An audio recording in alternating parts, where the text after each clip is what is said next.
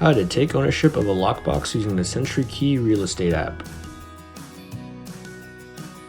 First, launch the app on your device.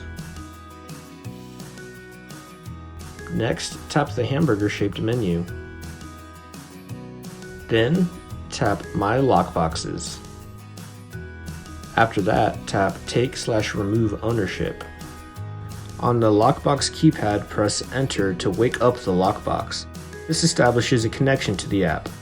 You'll see a flashing blue light on the lockbox. In the app, enter your PIN and tap Take/Remove Ownership. The lockbox is now updated with your settings and is in your inventory. On the pop-up screen, tap Done to complete the process.